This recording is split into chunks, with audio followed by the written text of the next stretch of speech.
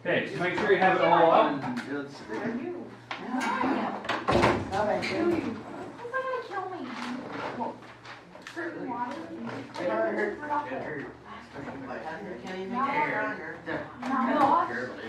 Give me right here and you can get rid of my migraines.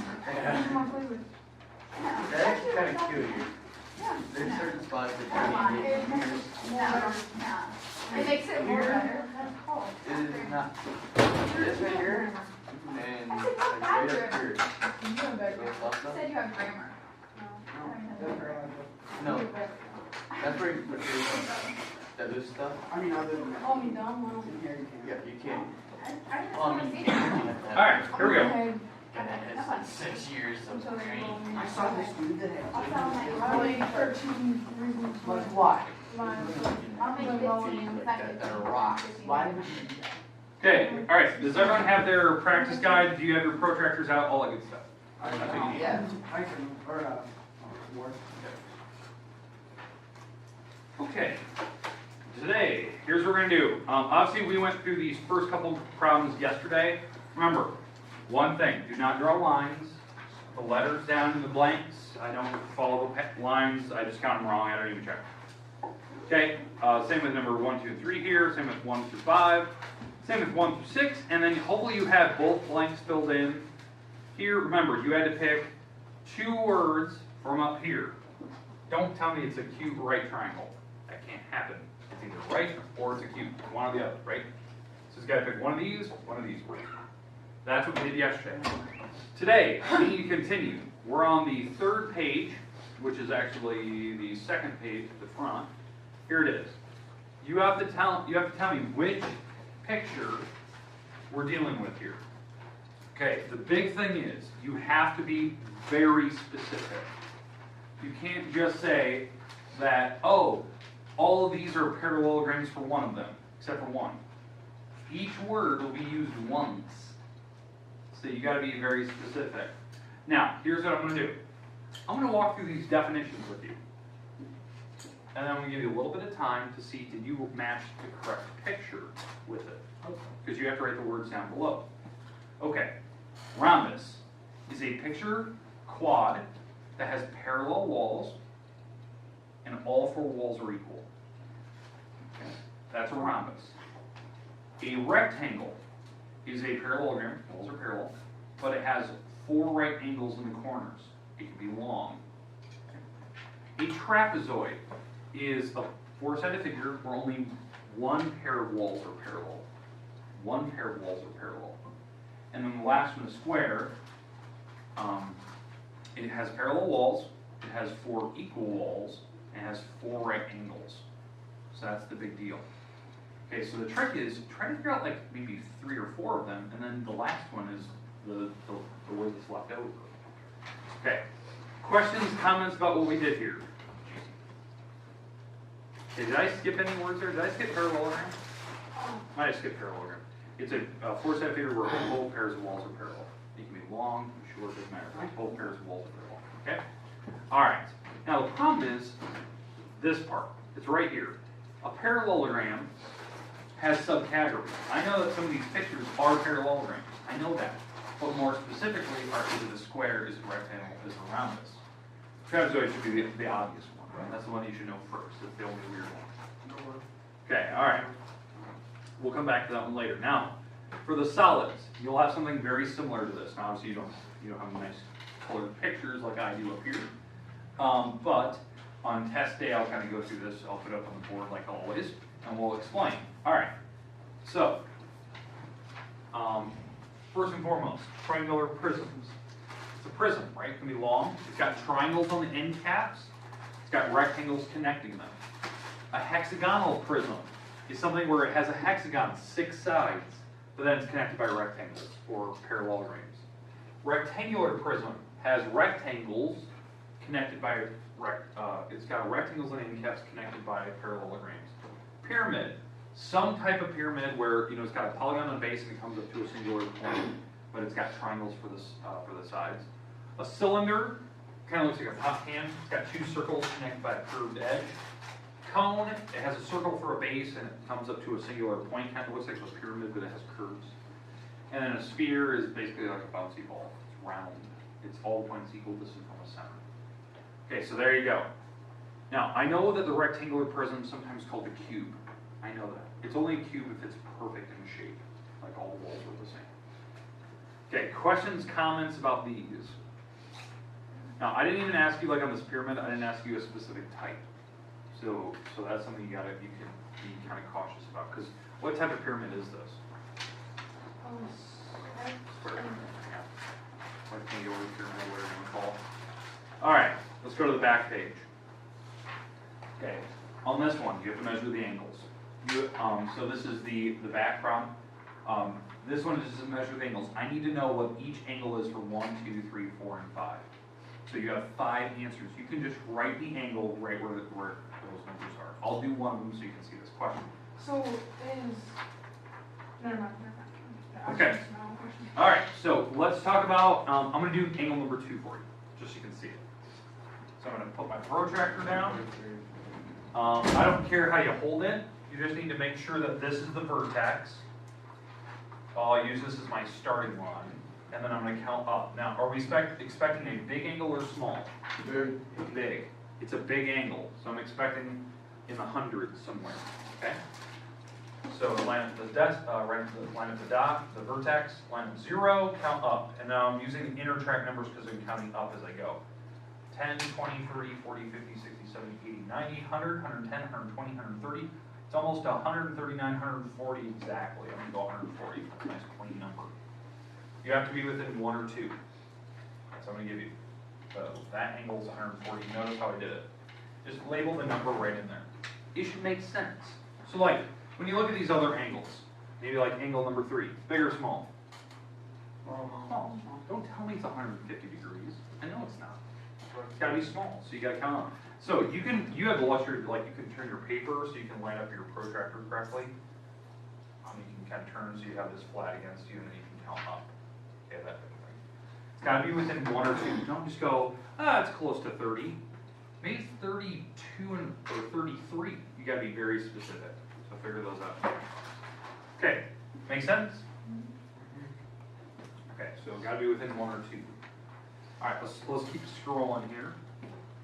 So again, that section I believe was 7.2. We start talking about angles more, specific types of angles. Okay, now also a part of 7.2, we have to draw angles.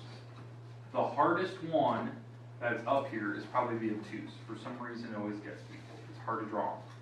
I could put a reflex angle up here because I don't have one right now. I have acute, right, obtuse, straight. The one angle I didn't have is a reflex, so I'll show you how to do that here in a minute. Other than number 4 should be the easiest one possible. You shouldn't even have to think about it.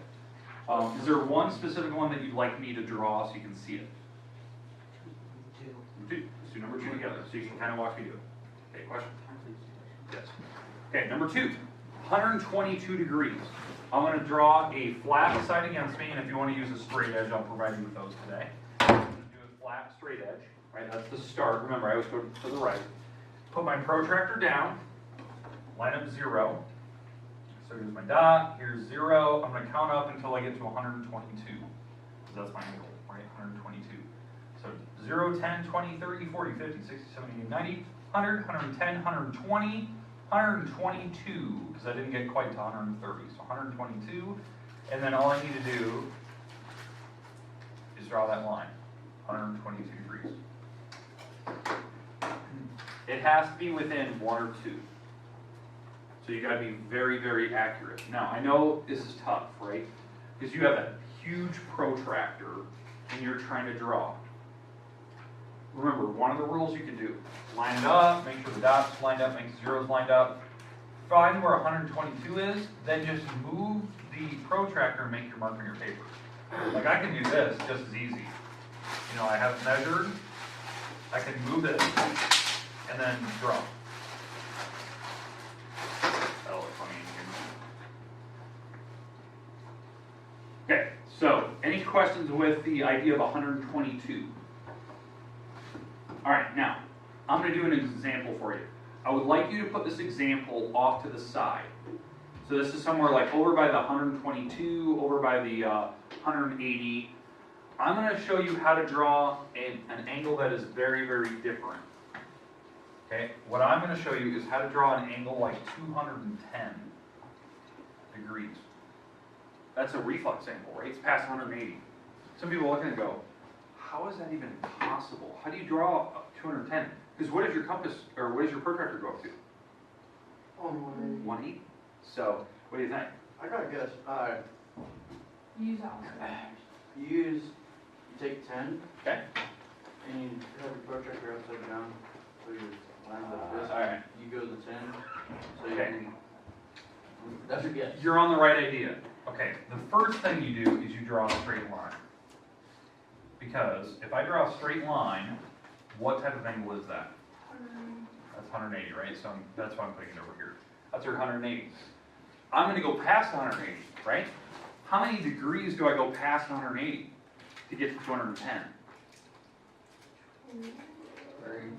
30 more degrees, right? So, just like you said, you turn your compass upside down, go 30 more degrees. So, right here, right? I line up my 0, right, line up 180. I go 30 more degrees, 10, 20, 10, 20, 30. There's 30 degrees, right? I'm going 30 more degrees, and all I have to do is just get rid of this. Because this is 180, right? I went 30 more degrees, and so this makes a total of 210. That's how you do it. You go past 180 by whatever you need to go. Maybe you need to go 50 more degrees. Maybe you need to get to 230. Okay? So that's what you're going to do.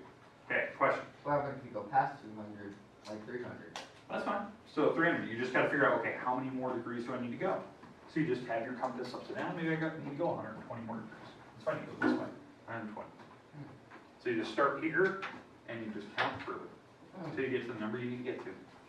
So the trick is you got to figure out the difference between this number and 180, so you know how much more to go. But does that make sense? Yeah. Because that is a 210. That's how you do reflex angles. Yeah, you could probably take 210 minus 180. Yeah. And you get the number you get to come past 180. Yeah, that's the way how you do it. Okay, questions, comments? Okay, now, take a look at the bottom. I'll have to explain that to Mr. Miller when he gets back. All right, the bottom question. This one, you need to be very careful. You need to read the instructions on this one, because there's 3 things I could ask for here. 3 things I could ask for. I'm showing you one thing. I could ask you for how many walls this thing has. Okay? I could ask you for what's the interior angle of these objects when you add them all up. We have the formula, right? I'll have the formulas on the board, test it. So I could ask for interior angles. Anyone remember that formula? 180. Yeah. So interior angles, Minus 3. 180 Minus 2. and minus 2. So what this formula will do is it will give you all the angles added up. I could ask for that, and that's what you have to do for each problem. I could ask for exterior angles. Well, what does that all add up to be? 360, so that's kind of easy. I could ask for each one, so maybe I have to divide by how many angles there are on the outside. I could ask for the number of diagonals, and I think this is the one that I think, Cole, you were trying to say earlier. The number of diagonals, n minus 3 divided by 2. And those are the 3 things I could ask for. Or I could just be very generous and go, give me the number of walls. So and that's what this one is doing. How many sides, how many vertices? Vertices are corners. So let's pick one of these. Pick one. 1 through 10, pick one at random. 5. 5. Yeah, let's do number 5. Quad. How many sides are on a quad? 4. 4. Quad means 4. Quad ATD. Boom. Done. Moving on. Okay. Any questions on what you have to do there? That's all you have to do up here. So you got to be careful. On test day, these formulas will be on the board. So I guess I don't know what the question was sitting there. I made it a long time ago. Made it like 3 weeks ago. Okay, we good? Everyone's got kind of everything ready to go? Okay, here's what you need to do today, because that's the last question. You need to make sure that you go through this. Goal today should be trying to finish your practice test. try to finish it all the way through, make sure that it makes sense. Test, Monday, Tuesday time frame. I'm thinking Monday or Tuesday. I'm gonna think about it this weekend. Maybe we'll do another review game on Monday. Just kind of do a review. I don't like taking tests on Monday, but because it's hard to come off the weekend and try to get focused on the test. So we might do a review game Monday, and maybe do test Tuesday. It gives you an extra day to kind of study for it, kind of prepare. So let's plan on that. Let's do test Tuesday next week. We'll do a review game on Monday. We'll play some games. So, all right. So I want to make sure that we're ready, because this can be hard, especially all this vocabulary and everything. So be ready to go Monday. We might play a game, maybe a game we've done in the past, maybe a new game. I'll think about it this weekend. I'll think about what we can do. All right. Rest time is yours. You can move around, you can sit, you can go wherever you like. Hopefully it makes sense. But there you go.